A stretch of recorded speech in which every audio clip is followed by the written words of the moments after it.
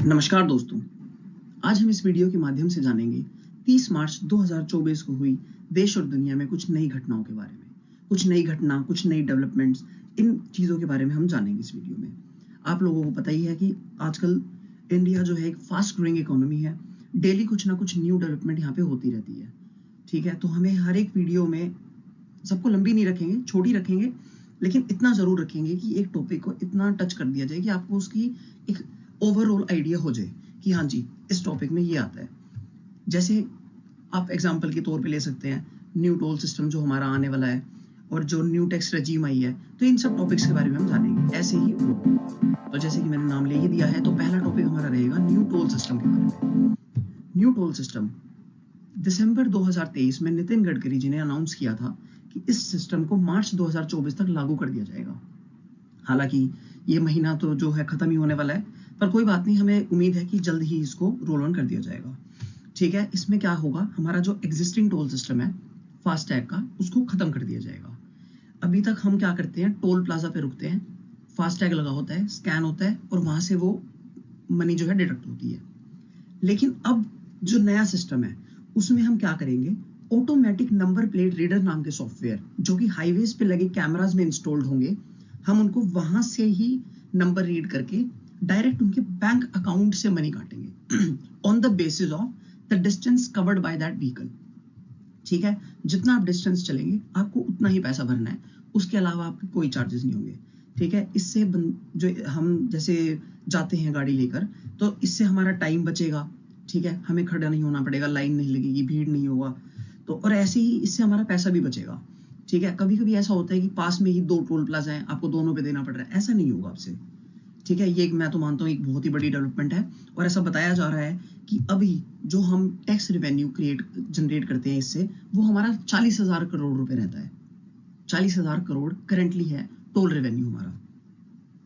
ये बताया जा रहा है कि आने वाले 2-3 सालों के अंदर अंदर इसको लगभग 1.4 ट्रिलियन कर दिया जाएगा दोस्तों। जी हाँ, 1.4 ट्रिलियन। तो इस बात से आप अंदाजा लगा सकते हैं कि ये कितना ही इफेक्टिव साबित होने वाला है हमारे लिए। हालांकि अभी जब ये असली में जब इम्प्लीमेंट कर दिया जाएगा, तब हमें इसका सही आइडिया होगा। तो अभी हम होप फॉर द बेस्ट, और अभी तक के लिए इतना ही। अगला हमारा टॉपिक रहेगा न्यू टैक्स रेजीम। तो न्यू टैक्स रेजीम, जैसे कि आपको पता ही है, हमारी फाइनेंस मिनिस्टर निर्मला सीतारमन ने अभी अनाउंस की है कि इसमें न्यू टैक्स रेट्स आएंगे जो हमारे पुराने टैक्स रेट्स थे। जैसे कि अभी तक बेसिक एग्जेम्पशन जो थी वो 2.5 लाख से थी, 2.5 लाख तक थी, लेकिन अब उसको बढ़ा के कर दिया जाएगा 3 लाख रुपए। ऐसे ही जो टैक्स रिबेट होती थी वो 5 लाख तक होती थी, अब उसको बढ़ा के कर दिया जाएगा 7 लाख। अब ऐसा नहीं है कि 7 को 7 ही रखेंगे, 7.5 लाख जो कि 50,000 ऊपर के हैं, उसको आप स्टैंडर्ड डिडक्शन से भी क्लेम कर सकते हैं कि अगर किसी इंडिविजुअल की तनख्वाह 7.5 लाख रुपीज है, तो वो ऊपर के 50 लाख को स्टैंडर्ड डिडक्शन के थ्रू रिबेट सेक्शन में ला सकता है। उससे उसकी टैक्सेबल इनकम 0 हो जाएगी। ठीक है, बाकी आप जो है न्यू टैक्स रेजीम के तहत जितने भी न्यू आए हैं फिगर्स कि जिन पे आप टैक्स लगा सकते हैं, वो स्क्रीन पे आपको दिख रहे हैं, आप उससे देख सकते हैं। और हाँ, इसमें एक बात उन्होंने क्लियर रखी है कि अगर किसी इंडिविजुअल को, किसी टैक्स पेयर को पुरानी टैक्स रेजीम से फायदा होता है, उसको ऐसा लगता है कि वो उसके लिए बेनिफिशियल है, तो ही और she can stick with it. ठीक है, बट करेंटली हम न्यू टैक्स रेजीम को ही हमारी डिफॉल्ट टैक्स रेजीम समझेंगे। I hope it is clear. अब तक आपको अगर इन दोनों टॉपिक में से किसी पे भी डाउट हो और डिटेल वीडियो चाहिए हो, प्लीज आप कमेंट सेक्शन में डाल सकते हैं। अब आईपीएल भी चल ही रहा है आजकल, आप लोगों ने देखा ही है। आज जैसे हमारा मैच था Punjab versus Lucknow super giants, जिसमें लखनऊ सुपर जायंट्स 21 रन से जीते हैं। ऐसे ही कल भी था हमारा मैच आरसीबी वर्सेस केकेआर, जिसमें केकेआर 7 रन से जीती, 7 विकेट से जीती, माफ कीजिएगा, जिसमें player of the match Sunil Narayan रहे, अपनी विस्फोटक पारी से रहे। और कोहली ने तो खैर, वो तो किंग कोहली है ही, तो उन्होंने 83 रन की पारी खेली और अपनी दावेदारी पेश की है उन्होंने आने वाले T20 वर्ल्ड कप के लिए। लेकिन आजकल एक अहम मुद्दा चल रहा है, आपको पता ही है ये टॉपिक मैं क्यों लाया हूँ।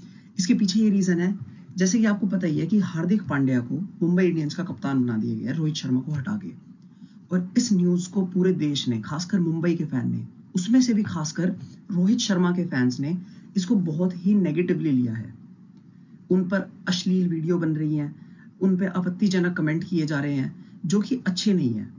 ठीक है, ये फैन वॉर्स हैं और इस बात को खुद रविचंद्रन अश्विन ने कंडेम किया है, ठीक है। He stated it is very wrong and these ugly fan wars, yes he stated it, ये अगली फैन वॉर्स हैं, ठीक है। ये अच्छी नहीं है, क्योंकि हार्दिक पांड्या किसी दुश्मन देश के खिलाड़ी नहीं है, इंडिया के लिए खेलते हैं, ठीक है। तो हम उनके साथ ये सलूक नहीं कर सकते। और यार खुद सोचो यार, एक बंदा मेहनत कर रहा है, ठीक है, चलो मान लिया कि उसके साथ ऐसे किया गया है, आप उसको थोड़ा बहुत सेल्फिश कह सकते हैं, पर ऐसे किसी का मजाक बनाना और बिना बात के उनको इतना होपलेस कर देना कि आप तो हमारे लिए दुश्मन हो गए, ये अच्छी चीज़ नहीं है। बाकी सबकी अपनी चॉइस है, सबकी अपनी मर्जी है, पर फिर भी हमें इस चीज़ को मैच्योरली लेना चाहिए, ठीक है। अभी के लिए इतना ही रहेगा। जो आपके इस चीज़ पे व्यूज़ हैं आप प्लीज़ कमेंट सेक्शन में लिख सकते हैं। नेक्स्ट हमारा टॉपिक रहेगा, जैसे कि आपको पता ही है टेक्नोलॉजी बहुत एडवांस हो रही है, ठीक है। अब यूट्यूब पे ये आप वीडियो देख रहे हैं, कुछ चीज़ें ऐसी हैं जो आपको इंटरेस्टिंग नहीं लग रही, कुछ चीज़ें ऐसी हैं जो इंटरेस्टिंग हो भी सकती हैं, लेकिन अभी आपको उन्हें खुद ढूंढना पड़ता है। इसी चीज़ को ओवरकम करने के लिए यूट्यूब ने 3 AI अपग्रेड यानी अपडेट का अनाउंसमेंट किया है। अभी किया नहीं है, बेसिकली आने वाले धीरे धीरे टाइम में इसको कर दिया जाएगा, ठीक है। 3 अपडेट है, जिसमें पहला है directly skip to the good parts. इसका मतलब क्या है, पूरी वीडियो है लेकिन वहां पे एक AI होगा जो आपको सजेस्ट कर देगा कि हाँ जी ये इस वीडियो का इंटरेस्टिंग पार्ट है, यहाँ पे जाके आप इसको डायरेक्टली वॉच कर सकते हैं, ठीक है। उसके लिए आपको पूरी वीडियो नहीं देखनी होगी, और अगर आप ऐसे बंदे हैं जो आप देखना चाहते हैं कि हाँ जो सिर्फ इंटरेस्टिंग है वो मुझे दिखाओ, तो आपके लिए बिल्कुल बना है, ठीक है। अगला है कैटेगराइज कमेंट्स। अब जैसे कमेंट्स होंगे कई टाइप के होते हैं, ठीक है, उसमें से 4 आदमियों के कुछ व्यूज हैं, 4 के कुछ हैं, 4 के कुछ हैं, उनको कैटेगराइज कर दिया जाएगा, जिससे जो वीडियो क्रिएटर है उसके लिए भी आसानी होगी, ताकि वो एक ही टाइप के बंदों के जितने भी व्यूज हैं सबको एक साथ हैंडल कर सके, सबका एक साथ रिप्लाई कर सके, सबको एक साथ सुनना दिया जा सके।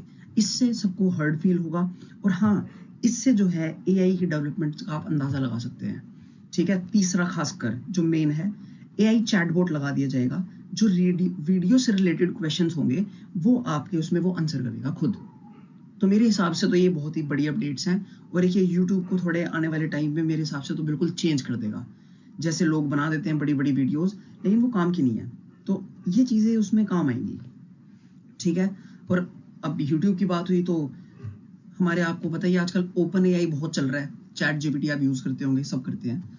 फिर भी ओपन AI और माइक्रोसॉफ्ट दोनों बहुत बड़ी कंपनी है, और दोनों एक नया सुपर कंप्यूटर बनाने जा रही है।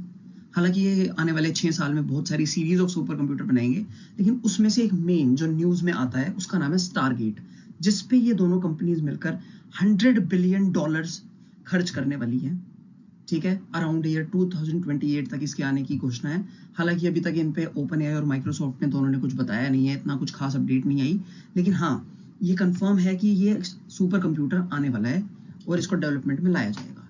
जी हाँ दोस्तों, $100 बिलियन किसी किसी देश की इकोनॉमी भी नहीं है इतनी, you know what I mean. पर चलो छोड़ो इस चीज को, कुल मिला के अभी के लिए इतना ही। बाकी हाँ एक और आपको इसी से रिलेटेड एक मैं अपडेट देना चाहूंगा। इंस्टाग्राम जो है वो ब्लेंड नाम के फीचर पे काम कर रहा है। जैसे कि हम दोस्त होते हैं, कुछ क्या करते हैं, अपनी रील्स देखते हैं, फिर अपने फ्रेंड्स के साथ शेयर करते हैं, तो बहुत ऐसे होता है कि बहुत लोगों का रील का जो टेस्ट है या व्यूअरशिप का टेस्ट है वो सेम है। उस चीज को अपडेट करने के लिए इंस्टाग्राम ब्लेंड नाम का फीचर लाएगा, जिसमें आप को व्यू कर सकते हैं रील्स को अपने दोस्तों के साथ। आप उनको इनवाइट भेज सकते हैं, ठीक है, अपनी फीड का एक फीड बना सकते हैं आप, और उसमें ये आएगा। हाँ हालांकि ये अभी तक कुछ ऑफिशियल नहीं है, एक उनके डेवलपर हैं उन्होंने इस बात का जिक्र किया था अपने ट्वीट में, वहां से ये न्यूज लाई गई है, लेकिन अभी तक कोई गारंटी नहीं है कि ये जरूरी है इस पे आएगा ही आएगा। और हाँ अभी तक उन्होंने भी इसके अलावा कोई जानकारी नहीं दी है, तो हम कोई कंक्लूजन पे नहीं उतरेंगे। हालांकि अगर आता है तो आपकी इस चीज पे क्या राय रहेगी वो आप प्लीज कमेंट सेक्शन में जरूर लिखिएगा। जी हाँ, इससे आपको, अब मैंने कहा था कुछ देश की इकोनॉमी भी नहीं है, तो आपको किसी देश का नाम तो आया ही होगा, आसपास ही है। वहां पे हमारे से ना गलती से 9 मार्च 2022 को एक ब्रह्मोस फायर मिसाइल हो गई थी, ठीक है, जो मिसाइल है वो फायर हो गई थी वहां पर, तो उस पर बड़ा पतंगड़ हुआ था, देश और दुनिया में बड़ा नाम हुआ था कि अरे ऐसे कैसे कोई फायर कर सकता है मिसाइल, ठीक है। तो इसकी इंटरनेशनल कमिटीज होती हैं, सबने अपने राय रखी थी इस चीज पे। हालांकि अब उसकी जांच जो है पूरी हो चुकी है। आज ही इंडियन एयरफोर्स ने एक नई रिपोर्ट रिवील की है, जिसमें उन्होंने बताया है कि मिसाइल के कॉम्बैट कनेक्टर्स होते हैं वो जंक्शन बॉक्स से कनेक्टेड रह गए थे, और ये हो गई थी एक्सीडेंटल फायर का कारण। और इसमें 3 ऑफिसर्स को जो है निकाल दिया गया है, ठीक है। उसमें आप स्क्रीन पे देख सकते हैं, मैं आपके लिए चाहो तो आप वीडियो पॉज करके इसको पढ़ सकते हो, मैंने आपके लिए लगा दी है जो मेन न्यूज़ यहाँ से आती है। पर हाँ, ये एक मैं तो मानता हूँ कि ये एक बड़ी गलती है, और ये इस पे कोर्ट मार्शल जो ये ऑफिसर्स हुए हैं, ये कहीं ना कहीं थोड़ा बहुत ज़रूरी भी हो जाता है, ताकि दुनिया को दिखा सके कि हम इन चीज़ों को हल्के में नहीं लेते। हालांकि वो एक्सीडेंटल था और इससे कोई भी कुछ मानहानि या किसी की भी बंदे की कोई जान का कोई खतरा नहीं बना, लेकिन फिर भी इस चीज़ को हमें ध्यान रखना होता है कि ऐसी गलतियां ना हो, ठीक है। तो आज अभी तो इतना ही, और आज आपको बहुत पता ही होगा, ये बहुत एक महत्वपूर्ण दिन था। प्रेसिडेंट द्रौपदी मुर्मू, उन्होंने आज भारत रत्न से सम्मानित किया है हमारे former prime minister PV Narasimha Rao को, चौधरी चरण सिंह को, एग्रीकल्चरल साइंटिस्ट एम.एस. स्वामीनाथन को, and 2 times former Bihar CM यानी चीफ मिनिस्टर कर्पूरी ठाकुर को। ऑब्वियसली पोस्टुमसली इन सबको किया गया है। इन्होंने सब ने अपनी अपनी फील्ड में बहुत ही बड़े बड़े योगदान दिए हैं, जैसे कि आपको पता ही है चौधरी चरण सिंह और पीवी नरसिम्हा राव हमारे देश के प्राइम मिनिस्टर रह चुके हैं, और जो एग्रीकल्चरल साइंटिस्ट हैं एम.एस. स्वामीनाथन, जिनको फादर ऑफ ग्रीन रेवोल्यूशन भी कहा जाता है, तो इन सबको भारत रत्न, जो कि देश का हाईएस्ट सिविलियन अवार्ड है, उससे सम्मानित किया गया है। ये हमारे सबके लिए और इन सबके परिवार के लिए बहुत ही गर्व की बात है। तो दोस्तों, आज की वीडियो में इतना ही। आपको कोई कैसी लगी है वीडियो, कोई इसमें इंप्रूवमेंट की जरूरत है, मुझे आप प्लीज़ बता दीजिए। आप कमेंट सेक्शन में अपनी राय लिख सकते हैं। किस टॉपिक में मुझे नई वीडियो बनानी चाहिए, या इन्हीं टॉपिक्स में से किसी एक पे डिटेल